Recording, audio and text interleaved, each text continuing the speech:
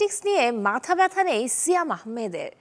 এক যুগ পর যখন নতুন অ্যালবাম নিয়ে ফিরছে চন্দ্রবিন্দু, তখন ১.৫ যুগ পর দক্ষিণের ছবিতে ফিরলেন শিল্পা। এদিকে জোকার 2 ট্রেলার দেখে দম বন্ধ হওয়ার জোগাড়।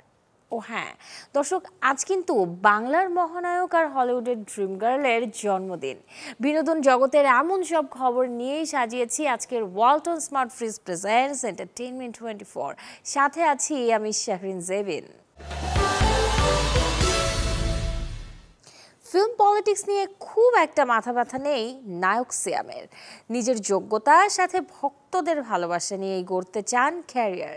চ্যানেল 24-এর সাথে একান্ত আলাপচারিতায় এই নায়ক আরও জানান, এই বছরই নতুন ছবি নিয়ে প্রেক্ষাগৃহে হাজির হবেন তিনি। মডেলিং আর টিভি নাটক দিয়ে কেরিয়ার শুরু হলেও সিয়াম আহমেদ এখন বড় পর্দার নায়ক। কাজ করছেন সময়ের জনপ্রিয় মাধ্যম ওটিটিতেও। গেল ঈদে শেষ মুহূর্তে মুক্তির মিছিল থেকে সরে গিয়েছে সিয়ামের ছবি জঙ্গলি। এতে কিছুটা মন খারাপ হলেও সান্ত্বনা, ভালো কাজ দেখার অপেক্ষা। আমি তো এমন না যে আসলে একসাথে অনেকগুলো ছবি করি। আমি চেষ্টা করি যে কমিটমেন্ট নিয়ে একটা ছবি শেষ করতে, এবং সেই ছবিটা দর্শকের রেসপন্স কি সেটা দেখতে চাই। আমি কখনোই আসলে আমার কাজটা আনফিনিশড অবস্থায় আমার অডিয়েন্সকে দেখাতেই চাই না। রূপালী পর্দায় বয়সটা অল্প হলেও সবার সহযোগিতা পেয়ে যাচ্ছেন বলে জানালেন সিয়াম। সহকর্মীরা যখন ফিল্ম পলিটিক্সের শিকার হয়ে নানা কথা বলছেন, তখন এই নায়ক বললেন নিজের কাজটাকে প্রাধান্য দিলে এসব ধুপে টিকে না।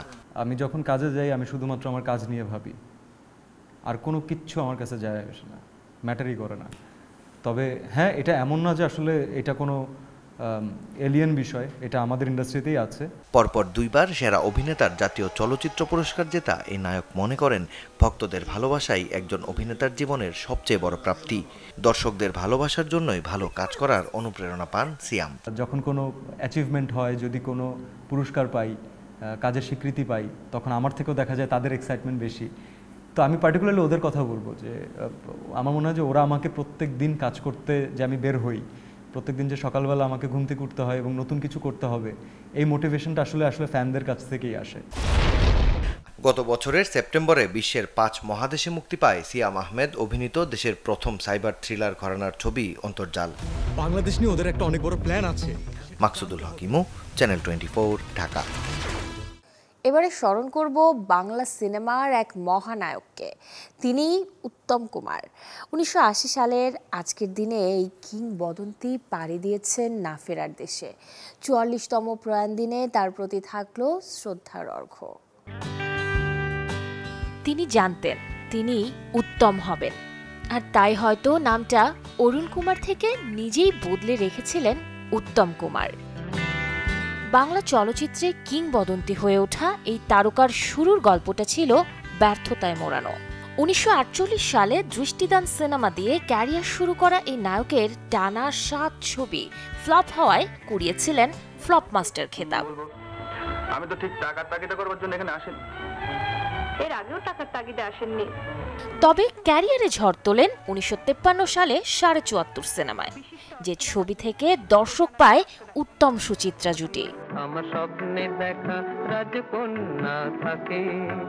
এরপর টানা 2 দশকে তিনি হাজির হয়েছেন হারানো সুর, পথে হলো দেরি, সপ্তপদী, চাওয়া পাওয়া কিংবা সাগরিকার মতো কালজয়ী সিনেমায়। নায়ক থেকে একসময়ের ফ্লপ মাস্টার হয়ে ওঠেন মহানায়ক। রোমান্টিকতায় ভরপুর সুদর্শন এই হিরো শুধু সিলভার স্ক্রিনেই নয়, মুঞ্জিয়ানা দেখিয়েছেন ক্যামেরার পেছনেও। কখনো ছবির পরিচালনা, কখনো প্রযোজক, আবার কখনো কণ্ঠে সুর তুলেছেন তিনি। 1926 সালে জন্ম নেওয়া এই মহানায়ক 3 দশকের বেশি সময়ের ক্যারিয়ারে উপহার দিয়েছেন 2 শতাধিকের বেশি সিনেমা। প্রাপ্তির ঝুলিতে নানা সম্মাননার সাথে আছে বেশ কয়েকটি জাতীয় চলচ্চিত্র পুরস্কার। 1980 সালের 24 জুলাই ক্যান্সারের কাছে হার মেনে পৃথিবীর মায়া ছাড়েন মহানায়ক উত্তম কুমার। প্রয়াণ দিনে তার প্রতি রইল শ্রদ্ধার অর্ঘ্য। শাহরিন জেবিন, চ্যানেল 24। দর্শক, এবারে এক নজরে দেখে নেব আরও কিছু খবর। এক যুগ পর আসছে পশ্চিমবঙ্গের জনপ্রিয় ব্যান্ড দল চন্দ্রবিন্দুর নতুন অ্যালবাম। নাম চূড়ান্ত না হওয়া ব্যান্ডের 10ম অ্যালবামটি শ্রোতারা হাতে পাবে আসছে সেপ্টেম্বরে। অটোশঙ্কর মুক্তির 18 বছর পর আবারও দক্ষিণ ভারতের ছবিতে অভিনয় করছেন বলিউড অভিনেত্রী শিল্পা শেঠি। সত্য ঘটনা অবলম্বনে তৈরি কেডি দ্য ডেভিল নামের ছবিতে দেখা যাবে সত্যবতীর চরিত্রে। ক্যারিয়ারের হাফ সেঞ্চুরির ছবি দিয়ে যেন ছক্কা হাঁকালেন দক্ষিণের অভিনেতা বিজয় সেতুপতি। 20 কোটি রুপি ব্যয়ে তৈরি তার মহারাজা সিনেমাটি এখন পর্যন্ত ঘরে তুলেছে 100 কোটির বেশি রুপি। মুক্তির 5 দিনে 37 কোটি রুপি আয় করেছে ভিকি কৌশল অভিনীত ছবি ব্যাড নিউজ। 19 জুলাই মুক্তি পাওয়া কমেডি গল্পের এই সিনেমাটির বাজেট 80 কোটি রুপি। 5 বছর পর প্রেক্ষাগৃহে আসছে জোকার ছবির সিকুয়াল। 4 অক্টোবর আলোর মুখ দেখবে জোকার ফলিয়ার 2X। আগের পর্বের মতো এবারও আর্থার ফ্লেকের চরিত্রে অভিনয় করেছেন জোয়াকিন ফিনিক্স। বিলিয়নের বেশি ডলার। আর তখনই ছবির পরিচালক প্রযোজক সিদ্ধান্ত নেয় আসবে এর সিকুয়েল। ছবির প্রধান দুই চরিত্রে এবারও আছেন জোয়াকিন ফিনিক্স ও লেডি গাগা। বিভিন্ন গুরুত্বপূর্ণ চরিত্রে আরও আছেন জাজি বিটস, লেইগ গিল, হ্যারি লটির মতো তারকারা। শাহরিন জেবিন, চ্যানেল 24। হলিউডের ড্রিম গার্ল তিনি। ব্যক্তিত্ব সাথে সৌন্দর্যে তার তুলনা যেন তিনি নিজেই। বলছি জেনিফার লিন লোপেজের কথা। 54 বসন্ত পেরিয়ে আজ 55 বছরে পা দিয়েছেন এই গায়িকা, নায়িকা, মডেল। জন্মদিনে জানবো তার ব্যক্তির সাথে ক্যারিয়ারের গল্প। জেনিফার লিন লোপেজ, তাকে বলা হয় হলিউডের ড্রিম গার্ল। গায়িকার সাথে নায়িকা, যে লোকে কে না চেনে। নেট ভুবনে আলোচিত সেলিব্রিটিদের মধ্যে একাধারে ফ্যাশন ডিজাইনার, উদ্যোক্তা ও প্রযোজক আছে তার নামের পাশে। সেজন্যই বোধহয় তার ভক্তের সংখ্যা অযুত লক্ষ নিযুত ছাড়িয়ে কোটি কোটি। 1969 সালের আজকের দিনে নিউ ইয়র্কে জন্ম নেয়া এই শিল্পীর নাচের প্রতি ঝোঁক ছিল ছোটকাল থেকেই।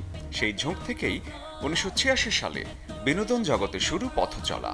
মেধা আর পরিশ্রমে জেনিফারের জীবনের মোড় ঘুরে যায় 1998 সালে। লাতিন আমেরিকার প্রথম অভিনেত্রী হিসেবে পারিশ্রমিক পান $10 লক্ষ। তখন কি আর পেছনে ফিরে তাকাবার সময় থাকে?